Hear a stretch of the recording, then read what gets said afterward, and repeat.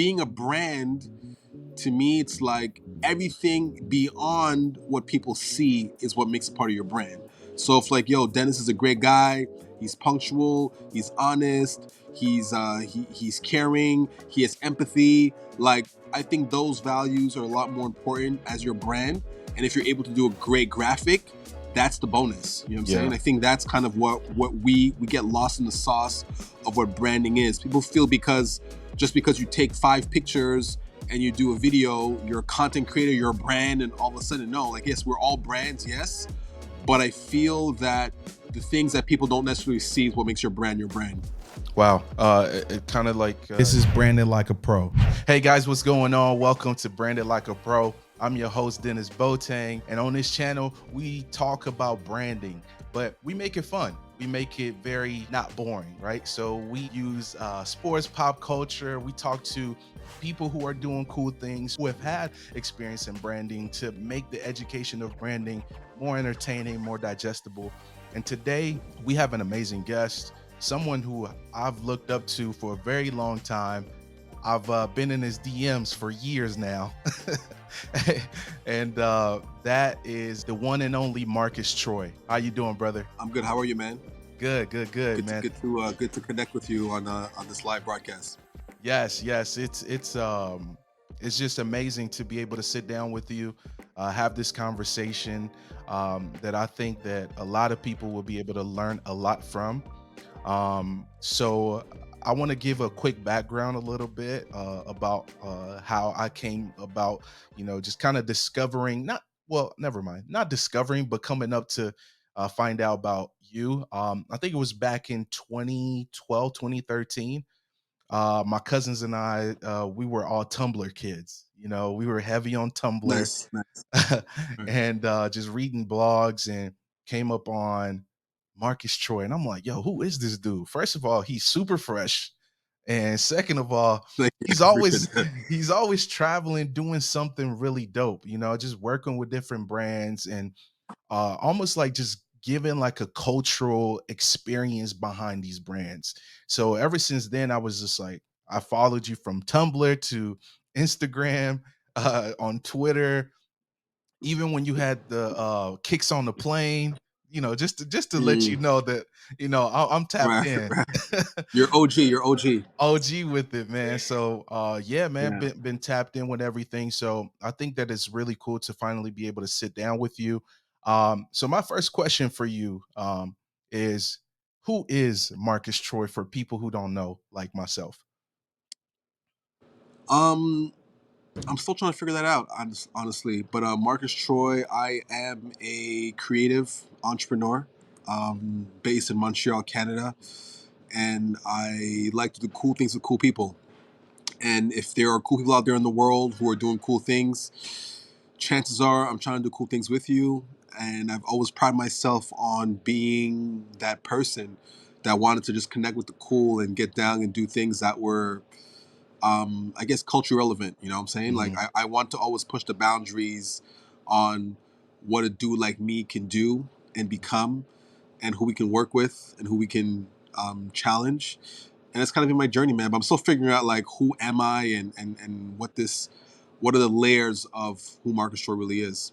Man, that's amazing to hear, and such humble guy, man. I think what's really cool for me, also going through my process, but looking at it from the outside, I pay attention to my mentors, from my mentors from far Mm. away, like seeing what you continue to evolve, man. And it's amazing because you're also an artist now, so that's really cool to see, how you're constantly and consistently creating, with dope underlying messages for the masses to just kind of either be enlightened or inspired.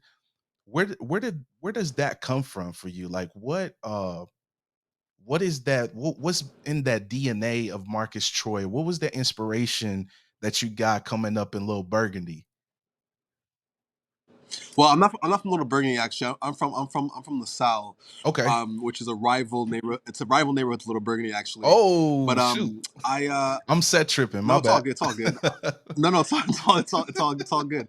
Um, I don't know. I've always been curious. I think curiosity is one thing that um, allowed me to sort of flourish in a creative space.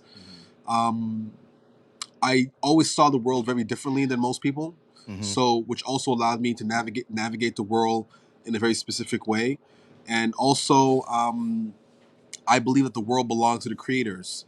So creating creativity has been sort of the catalyst of me discovering who I am and what I want to be and what I want to do. Um, I didn't know that I wanted to be an artist. I didn't Mm-hmm. know that. I was suppressing art for a very long time. Why? I don't know. But Mm-hmm. I realized that with my mind and what I put my mind to, I can do anything and anyone can do anything. I know it sounds super cliche to say, but it all starts with the mind and how you think and how you see the world. So for me, I've been using different creative outlets to sort of help navigate this world, help tell my story. And I believe in storytelling. I also believe in having a message and a point of view is super important to me. So nothing I do is just for like the thrill of doing it. It's really like there's a message I'm trying to convey, especially to people who look like me. Because when I was growing up in the creative space or creative world, I didn't have many people that I can look up to be like, oh, they're doing it. I want to be like that. Mm-hmm. And I'm sort of humbled that I'm a beacon for a lot of young black people who saw myself and my twin brother chopping it up, cutting it up with all of these brands and experiences before this was even a thing. Mm-hmm. And we were a beacon. We didn't have anyone to look to and be like, oh wow, we want to do what they're doing. You know, a lot of people tell me, yo, Marcus, you're the reason why I'm doing A, B, C, D, E, F, G, which is super humbling. But No. now as I get into the art space, and there's been many great people before me, I get to have these beacons of light, these people who are doing art at a level that I'm super impressed by, artists I've collected for years. Now I get to enter an arena and literally have beacons and people I can follow to help, like tell, help guide my story. Mm-hmm. Now that's good. And then as you were talking, it made me think about just how multi-layered brain identity is. And it's a constant journey. I'm a believer that everybody is a walking brand. It's just about it's just a moment when you decide to give life to that brand. When you decide to see Mm. yourself as that and kind of discover yourself. It's amazing to hear you say that, watching what you've done. Um, and that leads me to also talk about when, like, what was your first experience like when you approached a brand? And what was that first brand that, if you remember, and you were like, hey, I have ideas or I want to work with you, or when they approached you, what was that experience like? Sure. To be completely transparent, I've never really approached a brand in my life. Mm-hmm. For the most part, brands kind of always approached me to Wow. do things. And I believe it's because I had a point of view, right? Mm-hmm. And a lot of people that are creative, they don't have a point of view, they don't have an identity.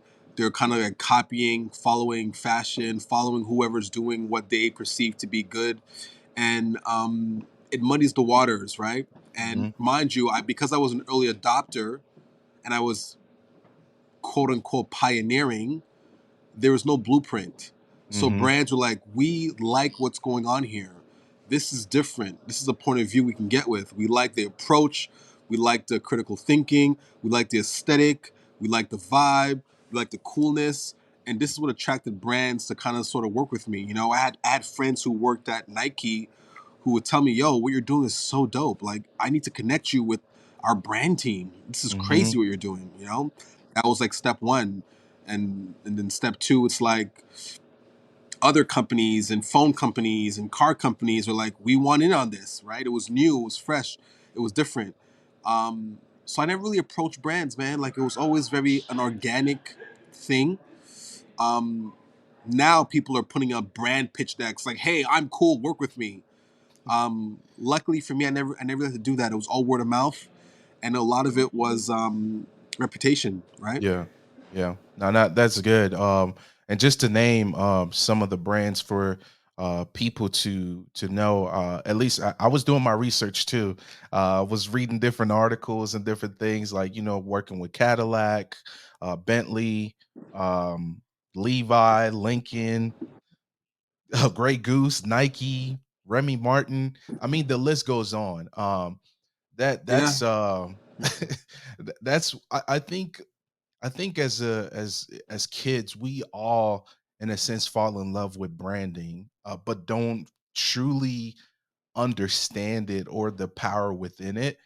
And also too, for in a black community, we understand cool, but I think maybe right. maybe sometime is just like you said, it's not, it may not necessarily be about the pitch deck or pitching, oh here, this is how cool I am, instead of actually living the cool, right? Is that what you're speaking to? Yeah, listen, I think I realized I was a brand when someone told me you're always punctual, Mm, and that became part of my brand identity, right? So when you go to McDonald's, you're hoping the fries taste a certain way. So it gives you that brand identity of what a McDonald's fries should to taste like, and it also gives you that consistency, right? mhm, Whenever you have a McDonald's fry and it doesn't taste the same, you say, "Yo, the fries are trash today. They're not good today," right?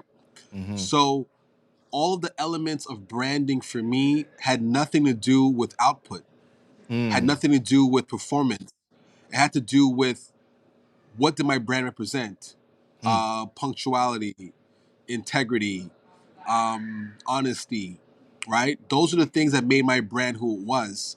So when you see me doing all of these quote unquote brand things, you're like, wow, they love me is amazing.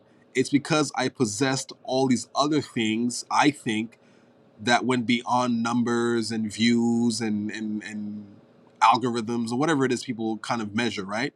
mhm, Um, my following has not grown exponentially like a lot of my other contemporaries who got into the game after me. You know what I mean? mhm, Some of these people have 100, 200,000, 300,000 followers, and you're like, Marcus, why aren't you bigger than you're supposed to be?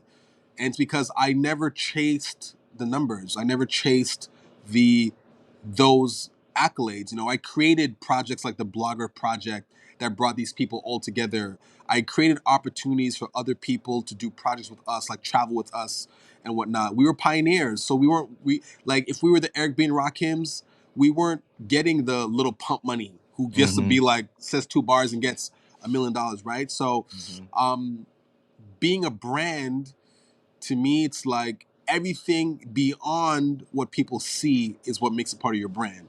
So if like, yo, Dennis is a great guy, he's punctual, he's honest, he's caring, he has empathy. Like I think those values are a lot more important as your brand. And if you're able to do a great graphic, that's the bonus. You know what I'm saying? Yeah. I think that's kind of what we get lost in the sauce of what branding is. People feel because just because you take 5 pictures and you do a video, you're a content creator, you're a brand, and all of a sudden, no, like, yes, we're all brands, yes, Mhm. but I feel that the things that people don't necessarily see is what makes your brand your brand. Wow. It kind of like what they say is like, what do people say when you're not in the room? What are they saying about you Exactly. when you're not there? Now that's really good. Exactly. Also too, as you were talking, it of course brand awareness came through. You understanding like, hey, this is who I am. And I think that that's what's going on. That's getting lost a bit too, is the identity and awareness of who you are, what you're, playing your part in a sense within this social media age.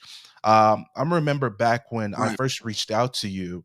I remember the first conversation was you told me, you was like, you have to know your why. In the age of Yep. that we're living in now, where everything's going on, do you think it's more difficult to really get to your why? And if so, what are some of the steps that individuals could take to, tapping into their why that you think? I think step number one is like you ask yourself one question: if you had all the money in the world, what would you be doing, right? Mhm. And if presently, right now in my life, if you gave me $1 billion, I would have better paintbrushes, better paint, and better canvases, Mm, right? I will continue doing what I love to do, and that's how you know what your why is. mhm, Most people work for money. Most people work to pay bills. That's not your why. Your why is usually driven by a passion. So first, figure out what would you do for free. You know, what would you do for free? That's usually your why. What adds to your why is the purpose. You know, my original why when I started marketshort.com and I was doing what I was doing is I aspired to inspire people mhm, who look like me. So I think I completed that. You know what I mean? There's so many people today that are doing great things, and when we come across, and I'm fans of theirs, and then they tell me, "Yo, bro, you inspired me to be who I am today," mhm. and they're like killing it in whatever space. You know what I mean? There's Yeah. there's these art guys who had this great art platform, killing it, 100,000 followers. They're at all the art galleries. They're killing it. I follow them. I saw it was a black dude running and I hit him up. I'm like, yo, man, I'm proud that there's a black dude running this art space. He's like, Marcus Troy, bro, you're the reason why, bro. When I was in high school, me and my buddies, we were watching you. You were the GOAT. And I'm fans of them, and they're telling me that I inspire. I'm like, it's mind blowing. You know what I mean? It's mind blowing. So, I Yeah. think that like I accomplished my mission of aspiring to inspire people, especially people who look like me, and that was my OG why. Um, my new why as of today is I want to tell stories through art, and I want to be able to democratize the art world. Mhm, Meaning, I want my people to get into the habit of buying and collecting art and seeing value in art and not frowning at prices of art because these things can be passed down. For the most part, they can hold their value if you buy the right art, and it's legacy. mhm. So I want to figure out ways how to democratize the art world for people who look like me and Now, you. that's amazing. One thing too that I want to speak to within that sense that I thought was really really powerful. I mean, you've had uh, amazing platforms, whether it's with you and your brother or your friends, always just sharing information and talking about topics that may be taboo or that a lot of people sometimes kind of tiptoe around, especially during the Mm, actually I think your voice for the rest of the masses was the loudest too in a time that like literally everybody was still when there was a lot of police brutality, which is still going on, the pandemic and everything. right. I mean, your charge, your voice to brands like, hey, you can't just get my people to pose for your lookbook for you to sell things. You can't just try to culture vulture-ish like my community or what we're building to make your brand better or more aesthetically pleasing. Like, when did you like decide like, okay, I need to actually be a voice and speak up? Because there are people who quote unquote are activists in a sense, but not really. It's almost just convenient, but you've been doing it for a while. Like, where does that fire Oh, come for sure, from? man. I listen, man. I'm a lot more complex than people think, and my mind is a lot more layered than people think as well. And what people think I care about, I really don't care about. You know what I mean? I don't care about sneakers, and I don't care about like these mundane things. You know what I mean? I care about the progression, the equity of my people. You know what I'm Hmm. saying? Always have. And even though I love clothes and fashion as much as the next person, it's not something I'm willing to die for or die on a hill for, right? Yeah. What I do want to die on hills for are these moments where we're being taken advantage of, we're being scapegoated, we're being railroaded, we're being duped. You know what I'm saying? Yeah. And I've always been vocal about these things, and it's cost me relationships. Hmm. It's cost me brand deals. Some brands are like, oh, this guy's a little bit too much. We like it when he just talks about sneakers, right? Yeah. But yo, screw your sneakers, bro. Screw your sneakers. I don't need your sneakers. I'm good. You know what I'm saying? Yeah. Because what's more important at the end of the day, it's us. Because we're the ones who get played. You know what I mean? We are the people who get played. We are the cool, and we want to brag like we own the culture. We do not own the culture. We don't Mm. have the culture. We don't own the culture. We haven't owned it for decades. But we want to act like we're the reason. No, man. We are the gravy that goes on top of the rice and the Mm. chicken that's already made. And we Mm. think because we're the flavor in the sauce that we are um, the necessity. No, we're just the flavor, man. You can literally eat a bland plate of chicken and rice, and you won't die. You mean the Yeah. gravy just adds sauce? We have to figure out. We have to figure out. We are the OG ingredient. How did we become the sauce and not the actual substance? You know what I'm Yeah. saying? We Yeah. lost our way by not being the substance of what's going on, but we're delusioned in thinking that we're the cool. You know what I'm saying? And Mhm. honestly, man, this hit me a lot when I remember being in New Orleans for All Star Weekend, and I saw like there was a lineup outside of Foot Locker, about like 300 like black people in line to buy Jordans and Nikes, whatever, and they were fighting in line for Mm. sneakers, fighting, right? Wow. And that morning, I went to like this like talk show on ESPN, early morning. James Harden was there. A player from the Saints was there, and there's a bunch of white kids there and Asian kids with their basketballs waiting to meet these players and get their balls signed. So the Mhm. parallel is that we're outside of Foot Locker lining up fighting for sneakers to buy them, mind you. And then Mhm. these kids are getting an opportunity to build wealth. You know why? They're going to get their basketball signed by these players, right? And then Wow. they're going to hold onto this basketball for 20, 30 years. All of a sudden, these guys are going to retire, go to Hall of Fame. They're going to be like, I have a signed James Harden basketball. You mean? Yeah. Yeah. Where the black kids who are waiting in line to fight over sneakers, the sneakers are not going to be around anymore. Hmm. James Harden never went to those stores to sign those guys' balls or their kicks to be with them. And I'm like, we're the culture? We're the cool ones? Why aren't we at these early morning ESPN shows that's invite only, mind you, where we have an opportunity to build wealth for the future because we're going to get memorabilia signed, right? That we can hold on to. When is that going to happen? And honestly, these are the moments that made me really reflect on what was happening. I'm like, yo, it's crazy to me, you know. So these are the things I think about all the time, and I see it, and I juxtapose it against like life, and I'm like, we're being duped. You mean we're being Yeah. lied to, and we think that fighting for sneakers online, it's the important part. You know, think about when the Popeye spicy chicken came out. Oh man, People died over that sandwich, bro. that's People insane. died. Yeah. Now, fast forward to 2022. Ask yourself, was it worth it? The guy who did the killing or who died, was it worth it? Does Popeye care? Does anybody care? No, you guys were just hyped over a chicken sandwich.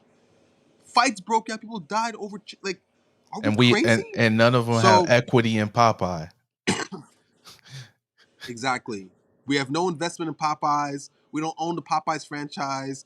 We don't have any equity in the whole thing. But we made the news. It was all hype, and we keep getting tricked out of our positions every single time, and it bothers me, and it's been bothering me. So I have no choice but to speak up against these things, and I see it every day. But I'm gonna say this: Mhm. we are also to blame for this, right? Mm. Because we don't see the value in what I'm actually saying. Mm. You mean? Yep. Yeah. Listen, man, I can go on about this all day. So when I think No. about branding, and Mhm. I think about being vocal, and I think about like Like if I have to wake up 5 people, then that's what I'm gonna do. 5 people at a time if I have to, because like we have to repair our imagination.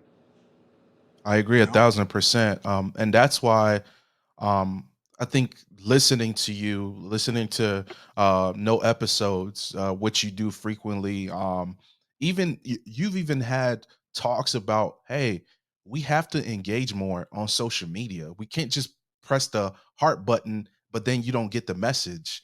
I listened to that and it facts. made me actually like, okay, let me listen to the actual messages that are just being promoted on my feed on a daily basis as I'm scrolling. Because do I agree with it? Do I want to comment? Do I want to rebuttal? Do I want to tell you like, yo, I agree with what you said, but what about this? Or maybe I disagree. Having Discord and to find solutions, I think that that's really huge too, because people are being trained on social media to just like, and these are things that are of no substance a lot of times, which also inspired me to But do what I'm doing you now. know what's crazy, right? But you know what's crazy, even crazier, bro? To show you how mindless we are. Somebody would put up a picture of their mom or dad who died, Hmm. and the picture will have 1,000 likes. How sick is that, right? I've I'm always like, thought yo, that man, was RP weird. to my mom, RP to my mom. She was the best woman on the face of the earth, and it's like, no, that the picture should have 0 likes, just mad comments. You know what I mean? Yeah. But we're so programmed to be like, oh, died, like.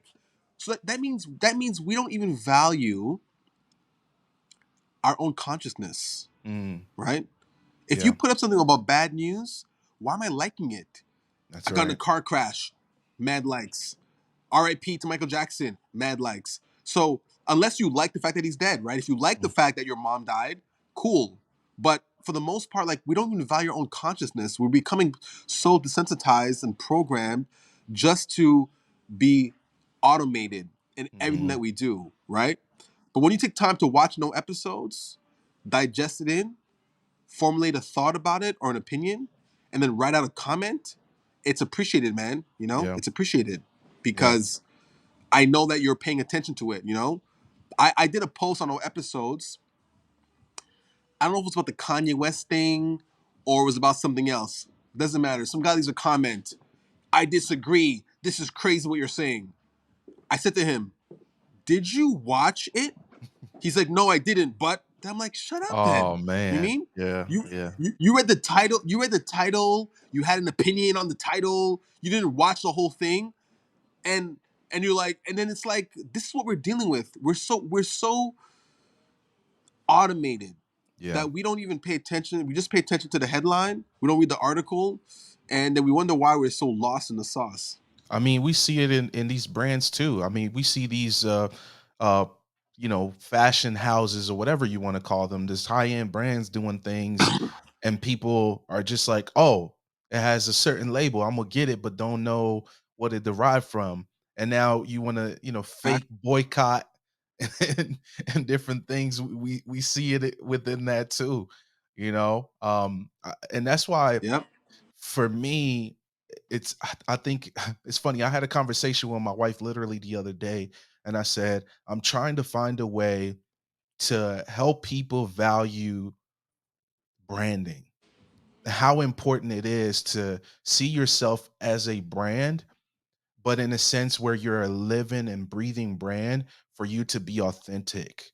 And as I was saying that, I was like, wow, people don't value their own brand, but Right. others corporations, and it's like, do you know, like, it started with a one person valuing their idea that turned into a brand. So imagine if a lot of these people would actually start valuing themselves, their missions, their visions, where we could be, how far we would be in this world. Game changer. Game changer. Yeah, yeah. I want to also talk about Japan. The reason why I want to talk about Japan is you've shared with the world your experiences there, and I've never been. My wife did, and She talks about how clean it is, their culture and everything. I do get a little jealous when people are like, "Yeah, I went to Japan." I'm like, "Dang, I gotta make it." So that's on my list. Uh, Right. but what was your experience like there during the culture and even seeing how they do things and how they move? How did that inspire you? What I love about the Japanese, for the most part, or the culture that I witnessed myself in Japan, is they care. There's a level of I care in everything they do, and you can learn a lot from that. Mm-hmm. Simple thing, caring. So when the leaves fall off of the trees, there's a person who sweeps up the leaves off the floor on the street, Wow. right? In North America, the leaves fall, they stay there until summertime, and then they end up whatever knows. They just end up getting destroyed by the cars and they're walking over them, right? Mm-hmm. Um, when it comes to fashion and the creation of their stores, they care. You don't have to break your neck to edit out what's not good and what's good. They already do it for you. Almost Mm-hmm. everything that they select and curate is already good. It's good to Wow. go. Just Yeah. buy it. Um, when it comes to their food, they might appropriate Italian food. They might appropriate um, Jamaican food, whatever it is. They are going to study it to a T and try to perfect it. I don't know if it's because they have this perfectionist kind of culture around what they do, but they care for the most part. And it shows up in their food, shows up in their retail, shows up in how they treat each other for the most part. But it's also a community that's super stressed. The Mm-hmm. suicide rates in Japan are super high. Performance anxiety is super high. So I'm not saying it doesn't come with any other problems, but Mm-hmm. I just appreciate Japan because you feel safe. The food's amazing. The fashion is great. The style, the aesthetic is super good. And these are the things I've always loved personally. And it's part of Japan's branding, to be Yeah. honest with you. Nah, that's good, and I'm glad that you said the things that you said because it made me think about a word that you've used before is like being cultural participants. Um, I Yes. think Japan does that really well. They're cultural participants, but they take notes as well to be able to give their people that same experience or beyond. And it made me question, like, Yeah. okay, how can we do that here in the West? How can we do that in our neighborhoods, in our local neighborhoods? Is be able to curate the experience of driving through a certain street of your neighborhood or the local juice shop or the local I don't know, breakfast spot. Like, how can we do that for other people to partake in our culture, but in a sense not to be like, oh, we need to copy it, but we need to respect it, you know? Honestly, the only way to do that is if we repair our imagination Mhm. because we are stuck in the matrix, and this isn't happen. This is not a physical thing. This is a mental thing, Mhm. right? When you care, when you care, it's because you've changed the way your mind is supposed to look. Yeah. I remember being in uh in France a couple years ago, and I went to a neighborhood in was it Versailles? It was in Versailles. Mhm. Okay, pretty sketchy, bad neighborhood, and there was garbage all around the floor, Pampers all around the floor, graffiti on the walls. It's what you would consider like the ghetto, right? Mhm. And it hit me. I was like, the ghetto's what you make it. Mhm. The ghetto's what you make it, right? And what that means to me is that the Pampers that are thrown on the floor, the junk, the graffiti, that was all done by other individuals. The pissy hallways, the litter everywhere. We as humans did all of that, right? We did Yeah. that, right? I'm like, the ghetto is what we make it, right? Like Mhm. we can live in an impoverished neighborhood, but just because we're poor doesn't mean I have to act poor, right? That's right. If I take my garbage and I throw it on the floor because who cares? you don't care enough about your neighborhood. You mean That's yeah. if you would take 1,000 Japanese people, okay, I think, Hmm. and drop them in the ghetto of New York, Houston, Montreal, wherever the case may be, right? And you had them living there, okay? They would take the time to clean up their quarters and to make it livable. They probably wouldn't piss in the hallway. They probably wouldn't throw things away. And then you would visit and be like, yo, what's going on here? It's still Yeah, the ghetto. It's still violent. But we decide what we want our neighborhood to look like. that's right. Yeah. Just because I have no money doesn't mean I have to act like I have no money, right? So it's a mentality thing, bro. So we just can't make this happen overnight. We have to start as individuals caring about your neighborhood. You know what I mean? I made a t-shirt that says love thy neighborhood, Yep. right? Yep. Hmm. And not because I'm from this neighborhood, rep it. No, it's about like if you don't love your own neighbor or neighborhood, you don't love your environment, you don't love the things that are around you because your mind is not there, you are not going to thrive and have a place that resembles Japan or Tokyo. You Yeah. mean? You're just not going to. It's impossible, Yeah. right? Yeah. Such a mentality.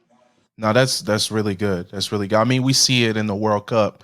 It's been all over the news. They talk about, some of Right? these Yeah. fans staying after cleaning the stadium, and it's not their job. They're not being paid for this, but it's just a honorable thing of their culture that whenever it started, Right. that has Right. continued on for generations and generations to come. So that's really amazing. I do want to Yeah. talk about also your brand. That you just brought up because I think you dropped a shirt too that I want you to elaborate on is humans are gonna human. I love Yeah. that. Can you talk a little Thank bit you, man. about Thank that? you. I'm a I'm a cultural observer. I Hmm. think if I wasn't doing what I was doing right now, I'd be a psychologist. Hmm. I'm really fascinated with the human mind and how we think and how we maneuver. And to be honest with you, that hit me one time too. I was just like, man, you can always count on a human to be a human. Hmm. And everyone's like, yo, I'm human. What do you expect? That's the expression, right? Yeah. And being a human is being flawed. Hmm. So humans are going to human is just a reminder that we shouldn't act like humans. Because the minute we act like humans, we are being flawed and it becomes a scapegoat to why we're so messed up. Hmm. And humans are going to human is just that. It's just to remind you that you can always count on a human to be a human. When I meet people who act unlike humans, that's when I start to love them and appreciate them because they're Hmm. going against the grain, right? To Yeah. be human is to make mistakes, is to screw people over, is to be dishonest, is to lie, is to be selfish. And I think that we have to go beyond being human. You mean? Hmm. So humans are gonna human. It's a reminder of who we really are as a people and how we need to change that. No, that's good. That's good. And your brand armoire, I hope I'm pronouncing it right because I Yes, you know are. it's okay. Yep. Armoire, yeah. So Yeah. I love what you're doing. Just these dope messages. I feel like it's missing sometimes within clothing and fashion. Instead of materials, of course, are very important and how you brand it and the colors and everything. But to be able to have a message that you walk around with that you believe in is super cool. And I just wanted to tell you that I love that you're doing that with your brand. I love the tagline with Thank you. ideas that travel. So Yep. I want to tell everybody who's watching this, y'all make sure y'all tap in and check out Armoire for sure. You will not be disappointed. I appreciate that. Thank you. Yeah. Thank you.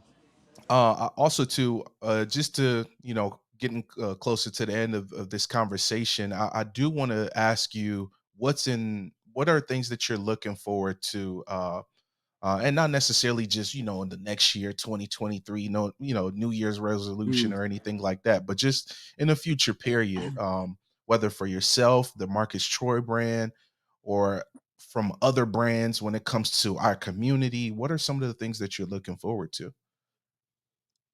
I'm looking forward to having my first gallery showing. Hmm. I'm looking forward to completing and writing a book.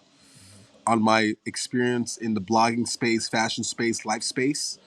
Hmm. Um, I'm looking forward to. I want to build a school, man. I want to build Mm. a school for the scared and gifted. Mm. Um, and to me, for the scared and gifted is it's a school for people who are gifted but are afraid to take leaps and afraid to make the moves, and this is what's been handicapping them for Hmm. so long. And I want to build a school where I can reprogram, repair the minds of younger people and give them guidance and tools that they can use to conquer what this world does not teach you. Hmm. And those are the things I look forward to building in the future, man. Now that's amazing. And also too, if people want to interact with your work, or because we, outside of everything that I've named, I know like you have a studio, you do work with your brother and different things. How can people Yeah. find out more about what you're doing? Where can they find out about that? It's funny, man. I don't have a centralized place that really like describes everything that we're doing and working on, and that's bad branding on my part. We've always been super like word of mouthy on the Mhm. things we've been doing. People who follow us on Instagram, I'm Marcus Short everywhere, like Marcus Short on Instagram, on Twitter, LinkedIn, Facebook. Now that's good I'm really easy branding. to find. Yeah, no, for sure, for sure. I make sure I get market short everywhere, Yeah. for the most part. But yeah, man, you can connect me on Instagram, Twitter, LinkedIn, see kind of what we're doing, what we're up to. But honestly, conversations like these are what help people discover who I am and to kind of look more into me and what I'm about and whatnot. And but for 2023, I'm gonna build a centralized hub of where you can find all the things we've done Hmm. that we want to do and what we're actually doing. So I think that's going to be our mission for 2023. And you can find my brother at Nazca Demini. Hmm. Nazca, he's a great photographer. He does a lot of cool things in the creative space as well. And yeah, man, that's 2023 and beyond. That's amazing. Marcus, thank you so much for your time. I really appreciate it.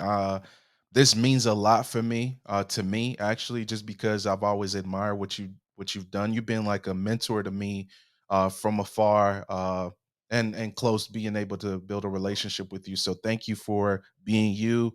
Thank you for being obedient to your ideas and creation, and creativity. I mean, so thank you for all of that, man. I appreciate your time. I appreciate that, man. Thank you for having me, man. I look forward to seeing you develop this platform more. And thank you for taking the time to want to hear my story.